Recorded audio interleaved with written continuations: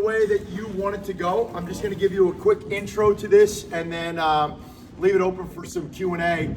This is complex stuff, but it doesn't need to be. So I just want to make sure I go over the basics of this, and you need to take it and make it your own and run with it. So really twofold here. I want to go over some rest and recovery, which I think is gigantic, is the most important thing. You know, we spend so much time in there, and I'll vouch for you guys. Most of the time, you bust your ass, but except for today, right? Is that accurate? Yes. And listen, that's such a small part of it. You put so much energy, attention, focus to it, and then, you know, damn, the important thing goes to the wayside. So we need to make sure that we understand where we need to put our focus and our energy. Not to saying to take it away from there, but we got to spread it to some other areas. So I'm going to finish with that, and I'm going to start off with the nutrition. Now, obviously, this is an intimate topic, so you're going to have to make it your own. I'll give you some basic points, but I think a lot of people teach it incorrectly, and they try and talk about too many details when it doesn't need to be that complicated. The thing that you need is you need a plan, and you need to be consistent, because just like, you know, weight training, just like anything, it needs to be a long-term thing. And the reason why people fail is because they don't see the results they need to see in the first 2, 3, 4 days. And, you know, man, if I don't see results, I'm not going to continue to bash my head against the wall. So you need to make sure that you have a long-term plan, you have consistency, and then you also have some, you know, some kind of like active rest like we have in there. You can't grind all the time. You need some points and times where you kind of let your foot off the gas and you relax. And don't don't hyper focus on it. So I call it, you know, fueling, not nutrition. I think there's a big difference between it. You're doing it for performance, so we need to make sure that we understand that. So there's different phases to this. As you can see on your sheet, there's phase 1, phase 2, phase 3, and phase 1 is structure and quantity, and that's all I really want to go over. Maybe we'll touch a little bit into phase 2, but so many of you don't consume enough calories. All right, for a lot of the guys in the room that are on weight gaining programs, you know, you just need to eat. It's as simple as that. You have the luxury of just eating anything and it being okay, and you being able to get, because of the volume that you're taking, the right amount of macros, the right amount of vitamins, minerals, nutrients, and just the sheer volume of what you're eating, because you're eating, you know, 3,500 to 4,000 calories because of your lean body mass. All right, it becomes a little bit more difficult the smaller you are, just because you got to make sure you're doing some of the right things within that smaller portion sizes. But let's just stay on that structure and that quantity. You know, the biggest thing is just planning your day. So you can see I have some bullets there. Eat 20 minutes within waking, all right, and then cut off 90 to 120 before you go to bed. The reasons why those are important, and I'll start with the latter.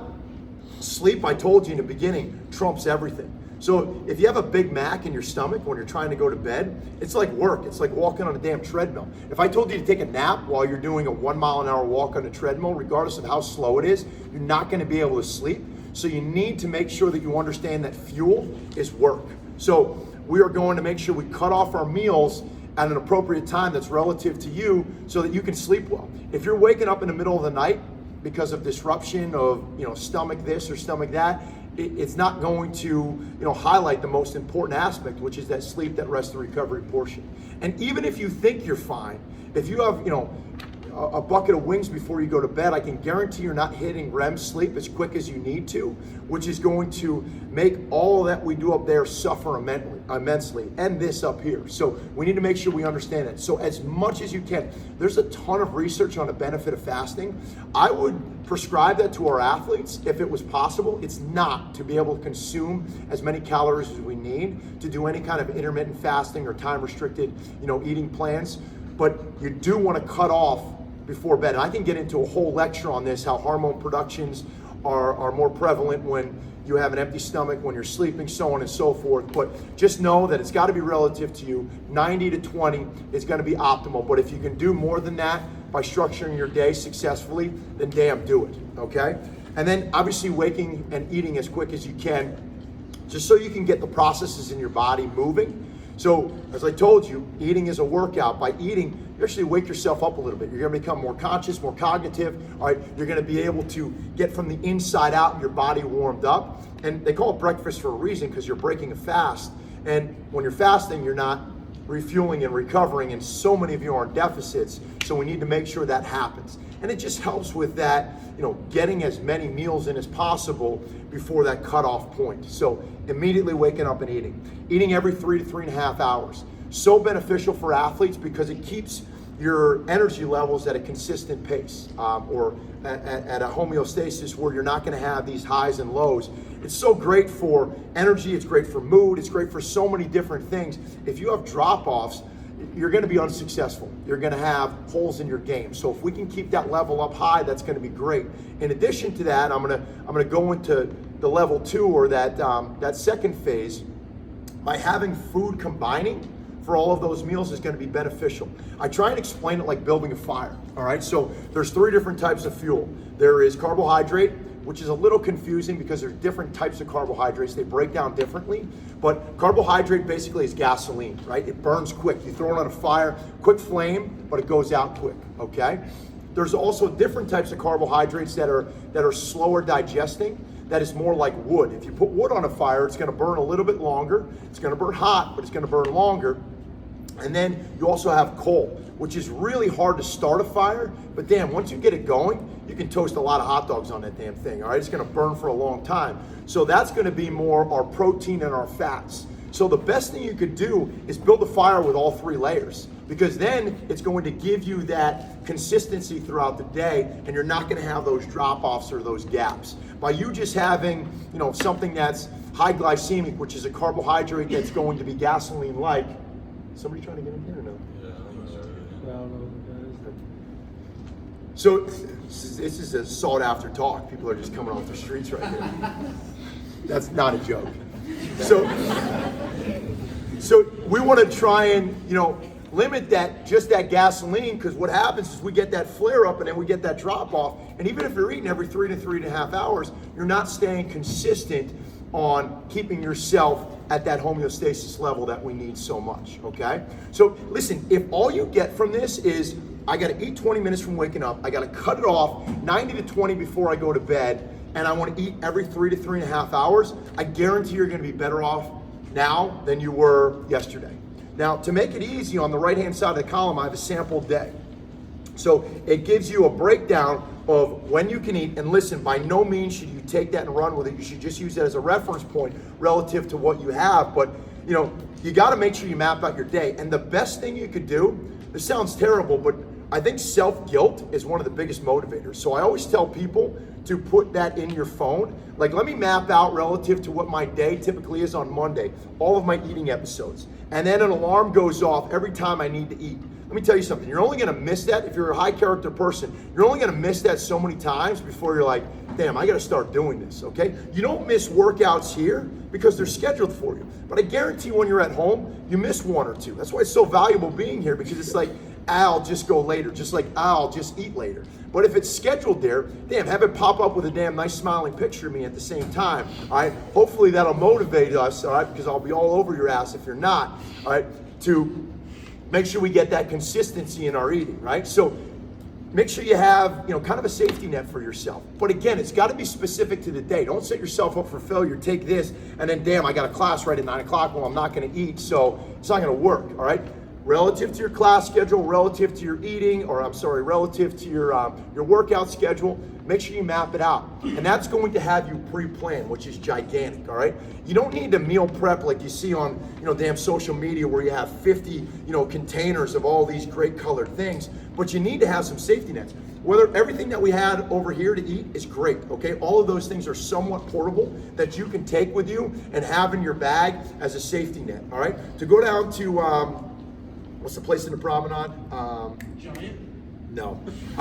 The place in the promenade, the food place in there? Fresh Market, all right? They have a great,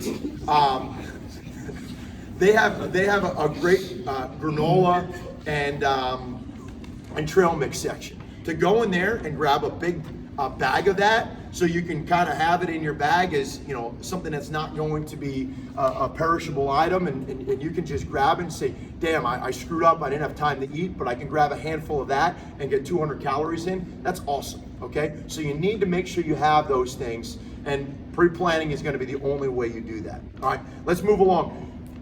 I said I wasn't going to get into the second, which is the level 2 or structure, or beyond the structure rather, but I think it's very important that we talk about protein. I have 0.8 here, but really I like to use a 1-to-1. Number one, the math is easier, and I think we're so deprived on protein that it's easier to do that. So use a 1-to-1 of your body weight ratio. So if you weigh 200 pounds, you need to take 200 grams of protein. Well, what is that? You can look on the back of a carton and see what it is, but listen, that's too much work, and if it's too much work, you're not going to stay consistent with it. So I like to use just the fist method. It's not perfect, but every 25 grams of protein is a fist, all right? So now, if you have, a hamburger for lunch, all right, that patty was about the size of my fist, or really my palm, that's 25 grams, okay? So you're gonna need, roughly 8 hamburgers throughout the course of the day to meet your quota.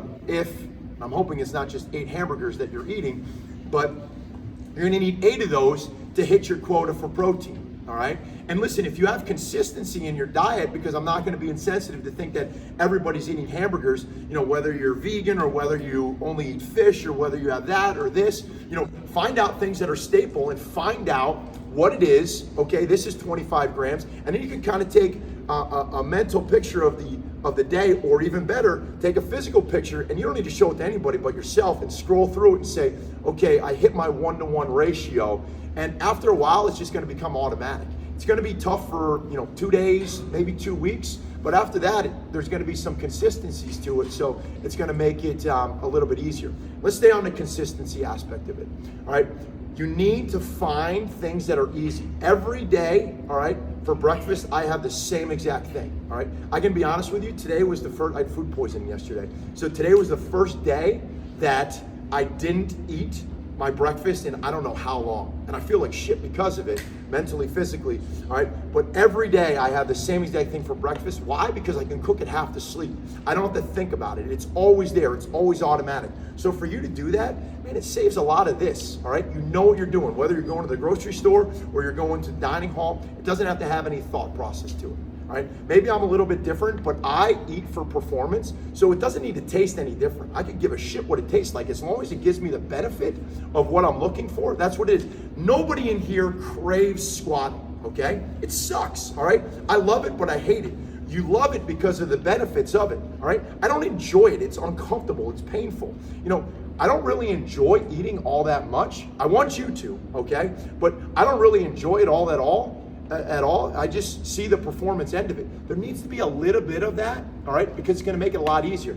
I'm eating this because of the fact that I'm gonna be an absolute animal on the court, on the field, whatever it might be. If you have a little of that, it's gonna make you much more successful in your eating. Now, there needs to be a ton of enjoyment in it just because that's our culture, that's our society, but you need to have a glimpse of that because it'll help with the consistency or monotony, I should say, of it. So breakfast is always the same. My snacks are always the same, okay? And the only thing that changes are my lunch and my dinner, all right? And I have staples that I go to, but it makes my life so much easier. I know what to buy every week at the grocery store, all right? And then I get variety, all right, for my taste buds, for my head, and also for my micronutrients, for my vitamins, for my minerals. I get variety in that because consistency in everything is not good either. You're gonna have holes in your diet which aren't gonna equal a well-balanced you, okay? So you need to make sure you understand that. Another thing that I want to go over that's important is 60% of your calories on the front half of your day. Most people don't do that, all right? So before 4 o'clock, I think I have down here, we need to make sure that we have 60% of our calories as much as possible. That helps because of that whole, I'm not going to go to bed with a full stomach.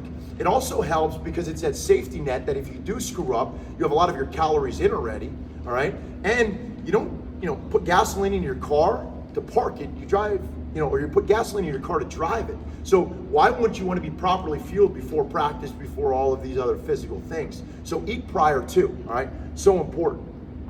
I have some other tips there, and I know we're running short on time, so I want to be courteous of that.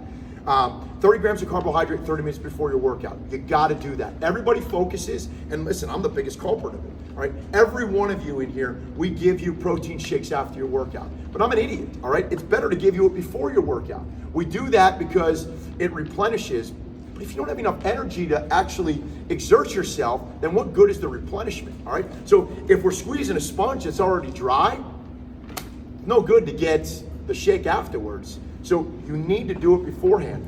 You know, I can feel when I have, you know, a honey stinger or a banana or something like that 30 minutes before a workout, I'm a completely different animal for my workout than I am if I don't. So you need to make that a staple of your diet, all right?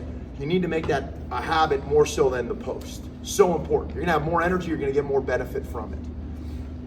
Hydration, 0.67 times your body weight. So essential.